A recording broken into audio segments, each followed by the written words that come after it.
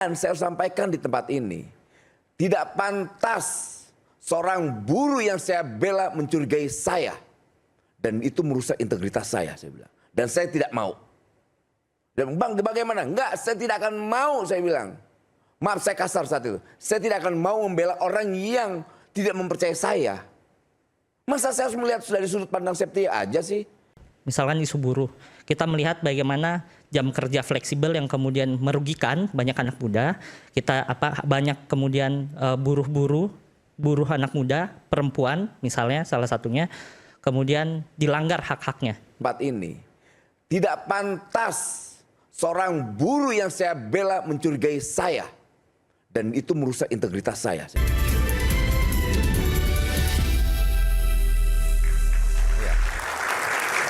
Nanti saya janji akan berikan kepada Bung Rio, tapi sebelum ke Bung Rio, kalau tadi bicara Orde Baru, bicara reformasi, bicara aktivis, ini tiga-tiganya merujuk pada satu sosok. Sosoknya adalah Iqbal Ramadan, putra Pak Murdiono. Silakan, Iqbal. Iqbal, kalau saya tanyakan begini, apa yang Iqbal simak dari perdebatan ini, dan apa yang Iqbal lihat dari 100 hari pemerintahan Prabowo Gibran? Terima kasih Bang Aiman sebelumnya sudah mengundang kembali. Sebenarnya kalau tadi perdebatannya ini kan lebih ke tataran elit ya.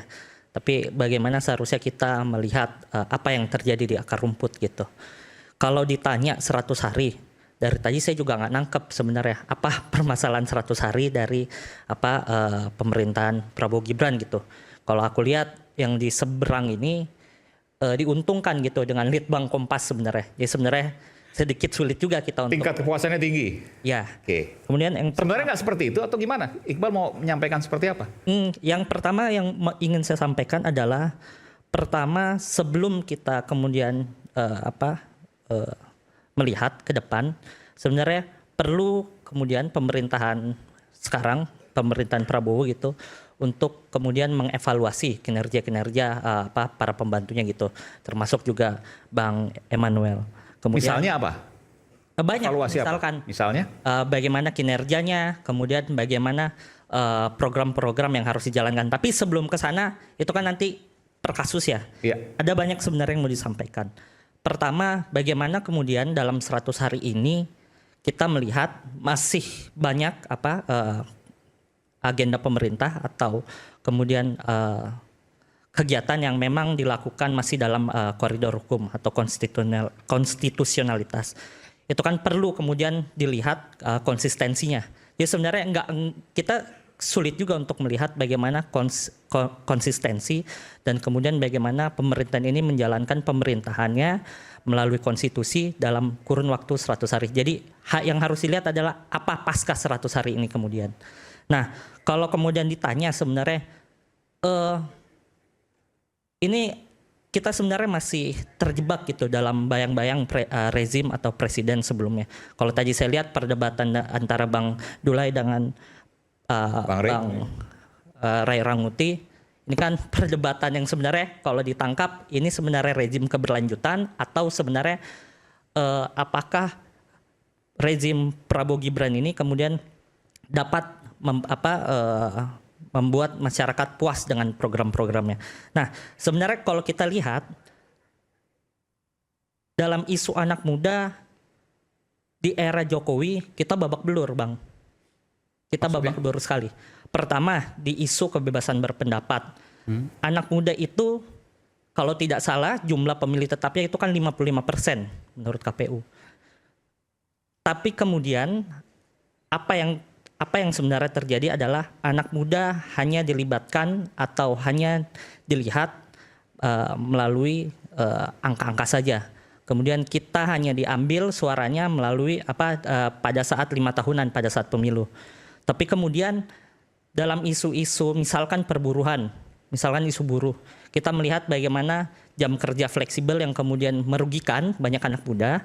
Kita banyak kemudian buruh anak muda, perempuan misalnya salah satunya, kemudian dilanggar hak-haknya. Ini kasus ya Bang ya.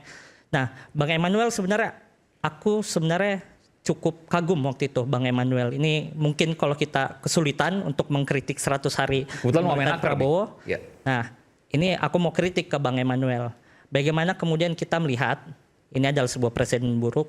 Ada seorang buruh perempuan, Septia, ditahan pada saat itu, dikriminalisasi karena mengungkapkan bagaimana hak-hak normatifnya tidak diberikan. Di mana itu? Ada di PN Jakarta Pusat waktu itu kasusnya. Bang Emmanuel juga kan waktu itu sempat turun ke lapangan. Tapi di satu sisi sebenarnya ini walaupun kurang substantif, Bang Emmanuel juga kemudian mengatakan bahwa orang atau pemberi kerjanya cocok itu untuk menjadi menteri. Aku ngeliat video itu. Nah, aku rasa sebenarnya Bang Emmanuel di satu sisi Bang Emmanuel sudah berani turun dan kemudian memberikan keberpihakan kepada Septia misalkan salah satunya itu cukup baik, tapi di satu sisi kemudian memberikan kontradiksi gitu terhadap buruh, terutama buruh perempuan. Kemudian kita lihat Kritiknya maksudnya apa di sini? Kritiknya sebenarnya main aman gitu Bung Noelnya atau bukan, gimana? Karena tapi satu sebenarnya sisi ini adalah presiden yang buruk itu, presiden yang buruk terhadap perlindungan terhadap buruh. Ini kan sebenarnya. Tapi kan datang waktu itu untuk kemudian memberikan iya, semangat, advokasi dan sebagainya. Tapi di satu sisi, Bang Eman ini bukan masalah memberikan semangat atau enggak. Bang Emmanuel kalau aku melihat tidak memberikan posisi yang clear gitu terkait Septia. Misalnya? Boleh nggak aku jawab deh? Boleh Bang, boleh. Kan gini, itu kejadian saat kawan-kawan buruh dan Septia melakukan aksi. Memang saya temuin, dan posisi kita sebagai negara ya, kapasitas saya waktu menemukan itu bukan sebagai tapi sebagai negara, bukan sebagai pribadi. Memang saya pertegas, saya tidak peduli siapapun yang mengganggumu, saya akan lawan. Karena posisi saya berpihak sama dia. Nah, saya tugasnya kan nggak boleh melihat pada satu sudut pandang. Jangan melihat pada sisi Septianya dong. Saya lihat dari sisi John LBF-nya. Dia banyak cerita, abang Pak Wamen silakan lihat di kantor kami, silakan diaudit katanya. Saya sampaikan, saya mau tahu, saya bilang. Posisi saya tegaskan bahwa saya harus berpihak dengan Septia. Dia kaum perempuan, dia termarginalkan, dan kamu nggak punya hak untuk mengkriminalkan. Saya jelaskan semua. Nah, John LBF ini, dia kan aktivis media sosial. Iya, diedit-edit aja yang perlu-perlu, tapi secara full tidak. Dan saya sampaikan di tempat ini, tidak pantas seorang buruh yang saya bela mencurigai saya. Dan itu merusak integritas saya bilang. Dan saya tidak mau. Dan bang, bagaimana? Enggak, saya tidak akan mau, saya bilang. Maaf, saya kasar saat itu. Saya tidak akan mau membela orang yang tidak mempercayai saya. Masa saya harus melihat dari sudut pandang Septia aja sih? Saya harus lihat dari sudut pandang yang lain dong. Di sisi lain, di tempat John itu, ada berapa ratus juga perempuan yang bekerja. Yang menggantungkan nasibnya di John LBF. Lantas kita harus ini juga. Negara itu harus bisa adil. Harus mampu menjadi jalan komunikasi yang baik. Malah saya dicurigain, saya marah besar. Curiga apa waktu itu? Ya sangka saya terlalu berpihak sama John LBF. Karena John LBF waktu itu mendukung Prabowo Gibran kan begitu? Enggak ada kaitannya dengan itu, enggak ada. Karena saya waktu itu saya hadir ke tempatnya John LBF ini. Kan itu yang menjadi persoalan, dianggap bahwa saya sudah main mata. Saya bilang nggak mungkin. Sama halnya kasus Ritek. Kita kenceng berjuangin buruhnya. Apa yang dimainkan terhadap diri saya? Noel minta 20% saham. Saya katakan orang ini benar-benar biadab, kurang ajar yang memainkan ini. Dan itu aktivis juga yang menyampaikan. Dan itu politisi juga yang menyampaikan. Saya bilang, saya bilang, saya orang yang kasar. Saya aktivis jalanan, saya nggak peduli itu dengan siapapun. Saya injek kepalanya, saya bilang. Saya injek kepala nih politisi ini. Mau dia lingkarannya Pak Prabowo, mau lingkaran di DPR RI, saya injek kepalanya.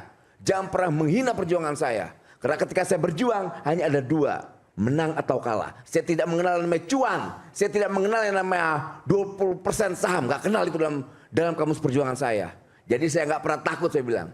Kau kira jabatan saya ini bisa membuat saya berubah? Gak akan berubah. Saya gak peduli.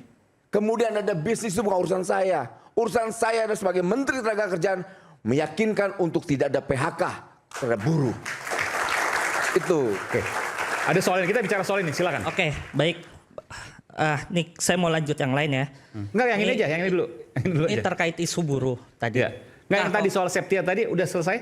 Udah selesai. Kan Maksudnya masih banyak. Karena udah Ini kan- selesai maka mau Enggak, ini kan tema yang masih lain gitu masih loh. banyak sebenarnya yang Enggak, bukan. Kalau yang Septia itu Anda sudah terpuaskan dengan itu. Artinya memang tidak ada permasalahan dengan... enggak, tapi sebenarnya Ada Bang tapinya, Emmanuel oke. juga nggak boleh Bang sama buruh terlalu keras gitu. Saya nggak ada urusan. Saya nggak peduli. Saya nggak ada urusan. Saya sampaikan ke kamu Dinda. Kalau manusia yang kita perjuangkan, lantas kemudian mencurigakan dan merendahkan integritas saya nggak peduli. Mau 1.000 buruh, 2.000 buruh, 1 juta buruh, nggak peduli. Ini posisinya Bang. Nggak, saya aktivis jalanan yang ditugaskan sebagai wakil menteri. Kewajiban saya adalah menjaga yang namanya stabilitas antara kelompok buruh dan pengusaha. Itu saya setuju Bang. Cuman kita kan perlu kemudian mengedepankan bagaimana hak-hak buruhnya. Itu saya setuju di situ. Cuman itu saya bela nggak hak buruhnya? dibela. Kewajibannya semuanya saya bela. Saya nggak pernah peduli. Nih nggak ada sejarah nih yang saya ceritakan. Tidak ada sejarahnya ketika buruh softtek dipecat, 308 buruh dipecat, langsung berubah sikap perusahaan, kita datangin untuk minta tidak dipecat. Baru sejarahnya itu. Dibatalkan PHK-nya. Enggak, di kita ini banyak sekali Dinda yang harus kita perjuangkan. Saya tidak melihat soal kuantitinya. Demo 1, demo 1.000, demo berapa. Saya nggak perjuang. Mereka punya hak untuk diperjuangkan. Tapi ketika dia mempertanyakan dan mencurigai integritas saya punya hak untuk marah. Saya nggak peduli itu. Oke. Bang, saya setuju sampai di situ. Cuman maksud saya adalah bagaimana kemudian Bang Emmanuel ini sebenarnya kemudian mengevaluasi dirinya. Kalau tadi setuju, saya setuju. Apa yang mau dievaluasi dari saya? Enggak, itu tadi posisinya terlalu galak gitu ke buruh. Oke, baik. Dan Udah, terlalu itu galak. penting, ke nggak, saya buruh. nggak peduli. Tapi nggak galak. Bukan soal galak, ini. Tapi kita akan kembali nanti dengan prinsip yang lain. Kita kembali saat lagi tetap sama kami Rakyat Bersuara.